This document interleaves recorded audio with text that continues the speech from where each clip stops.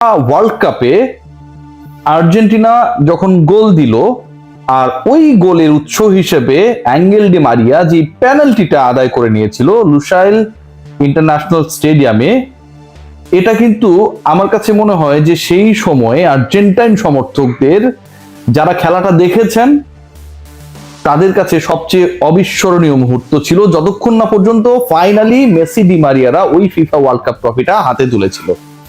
কারণ ওই লিডটা খুব গুরুত্বপূর্ণ ছিল এবং যেই লিড পুরো দলকে, সমর্থকদের আনন্দে ভাসিয়েছিল, কনফিডেন্স দিয়েছিল।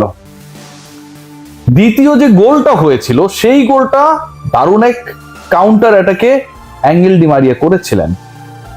ফিনালিসিমা থেকে শুরু করে কোপা আমেরিকা কিংবা ওয়ার্ল্ড কাপের ফাইনাল, যখনই এই আলোচনাগুলো আসে, একটা ব্যাপারে দর্শকরা, ভক্তরা যারা আর্জেন্টিনাকে ফলো করে, যারা অ্যাঙ্গেল ডি মারিয়াকে আর্জেন্টিনার জার্সিতে অতি মানব হিসেবে মেসির পরে স্থান দিতে চায়, তার একটা ব্যাপারে কনফিডেন্ট থাকে যে ডি মারিয়া এরকম বড় মঞ্চে, বড় ম্যাচে, যেখানটায় শিরোপা নির্ধারিত হয়, তিনি গোল করেন, তিনি গোল করাতে পারেন, আদায় করে নিতে পারেন।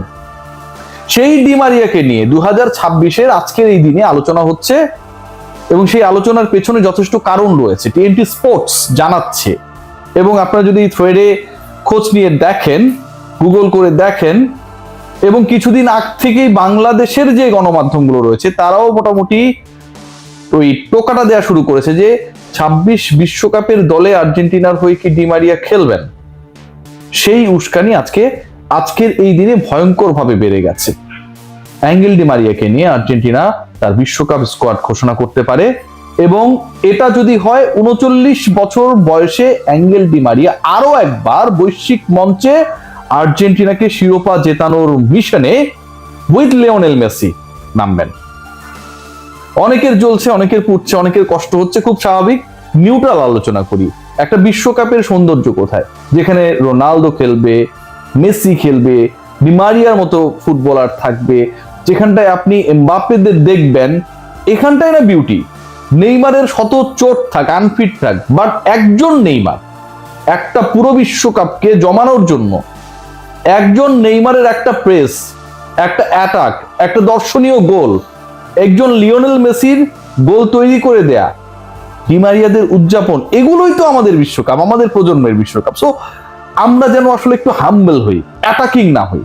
অ্যাঙ্গেল ডি মারিয়াকে নিয়ে যে আলোচনাটা হচ্ছে, আমার কাছে মনে হয় 26 ওয়ার্ল্ড কাপকে জমকালো করার জন্য, আরো বেশি এক্সাইটিং করার জন্য, আরো বেশি, this is very much important. এই আলোচনার পালে হাওয়া দিয়েছে 2022-এর অগাস্টে হওয়া কিছু রিপোর্ট। আমি সেই রিপোর্টগুলো নিয়ে যদি জাস্ট একটা লাইন বলি, তাহলে আপনাদের হয়তো বুঝতে অপেক্ষা থাকবে না যে অ্যাঙ্গেল ডি মারিয়া আর্জেন্টিনার বিশ্বকাপ স্কোয়াডে ফাইনালি যদি অ্যাপিয়ার হন, পরের বিশ্বকাপে আর্জেন্টিনাকে শিরোপা ধরে রাখার মিশনে যদি অ্যাঙ্গেল ডি মারিয়া লিওনেল মেসির সাথে ওই অ্যাটাকিং লাইন আপে থাকেন, তাহলে কেন আপনি অবাক হবেন না।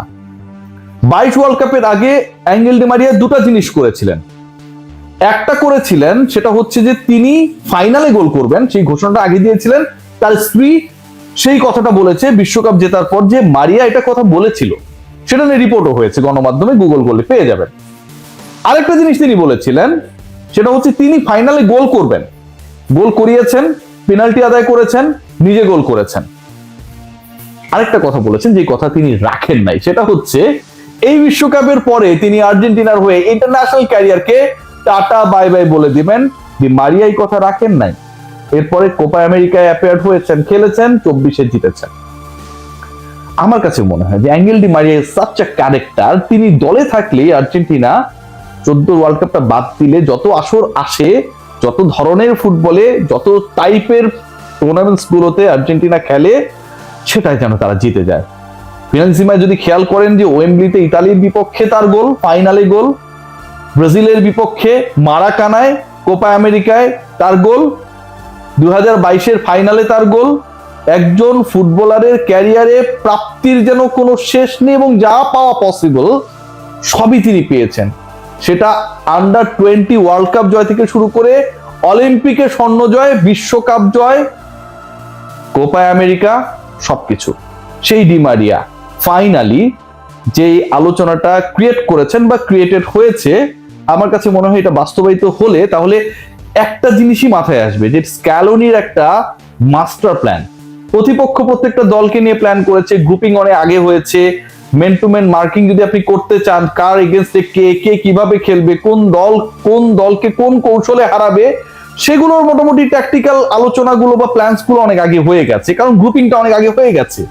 এখন যদি ওই গ্রুপিং এ ওই প্ল্যানের আগে ডিমারিয়াকে সবাই হচ্ছে অমিট করে রেখেছে, ডিমারিয়া যদি এখন অ্যাডেড হন, তাহলে কিন্তু এটা পুরো প্ল্যান আর্জেন্টিনার অপোনেন্ট হিসেবে যারা থাকবে তাদেরকে কিন্তু নতুন করে করতে হবে, কারণ পুরো অ্যাটাকিং লাইন আপটা চিন্তা করেন সেটা বদলে যাবে। ডিমারিয়ার আলটিমেট রোলটা হবে ডেফিনেটলি নট 90 মিনিটস, তিনি সুপার সাব হিসেবেই নামবেন, হয়তো প্রথমার্ধের পরে, হয়তো আফটার 60 মিনিটস। তখন খেলার ধরনটা কি হবে, তাকে কোন রোলে কিভাবে আলটিমেটলি স্ক্যালোনি ইউজ করবেন, মেসির সাথে বোঝাপড়া কি হবে, অনেকগুলো প্রশ্নের উত্তর মেলাতে যদি ফাইনালি যে স্পেকুলেশনটা তৈরি হয়েছে এটা বাস্তবায়িত হয়, প্রতিপক্ষকে খামতে হবে। অনেক ঘটনা ঘটেছে এই মাঝখানের সময়টায়, মৃত্যুর হুমকি পেয়েছেন, সেই হুমকি তাকে ধরা হয়েছে, বুট জোড়া 2024-এর পরে তুলে রেখেছেন। লিওনেল মেসি এবং লিওনেল মেসিকে প্রশংসায় ভাসিয়ে কদিন আগে একটা দুর্দান্ত ইন্টারভিউ দিয়েছেন, কিন্তু সবকিছু ছিল আসলে একটা জায়গায় আবদ্ধ, সেটা হচ্ছে অ্যাঙ্গেল ডি মারিয়া যে বিশ্বকাপে খেলবেন সেই ডিসকাশনের বাইরে। এখন যখন সেই ডিসকাশনটা হচ্ছে, এখন যখন ফুটবল নিয়ে যে মানে পয়েন্টস গুলো বা সোর্সেস গুলো কাজ করে, সেখান থেকে যখন এই ডিসকাশনটা হচ্ছে সেটাকে অবিশ্বাস করার সুযোগ নেই। এবং যখন অ্যাঙ্গেল ডি মারিয়াকে নিয়ে কথা হচ্ছে, আর্জেন্টিনার ফুটবল লাইন আপে যারা এখন পর্যন্ত মানে আমাদের প্রজন্মে অন্তত কিংবদন্তির জায়গায় চলে গেছে, তাদেরকে নিয়ে বিশ্বাস করার কোনো কারণ নেই। I am a big fan of Argentina, but Lionel Messi অবসরে গেছেন, আবার ভেঙে ব্যাক করেছেন, বিশ্বকাপ জিতেছেন। ডিমারিয়া 22 ওয়ার্ল্ড কাপের পরে খেলবেন না ঘোষণা দিয়েছিলেন, তারপরে সেই ঘোষণা পাল্টে তিনি 24-এর কোপা আমেরিকা খেলেছেন। সো এটা একটা মধুর সমস্যা যে তারা এই কাজগুলো করেন। মধুর সমস্যা এই কারণে যে আমরা চাই এগুলো করুক, আর এই কাজগুলো যখন করেন তখন আলটিমেটলি আর্জেন্টিনার জন্য নতুন সুযোগ তৈরি হয়। Let's see what happen. But Angel Di মারিয়াকে কেন্দ্র করে যে অ্যাঙ্গেলে আলোচনাটা তৈরি হয়েছে, আমার কাছে মনে হয় এটা it's going to be very exciting for Argentines, for the fans and the opponents as well. Take care.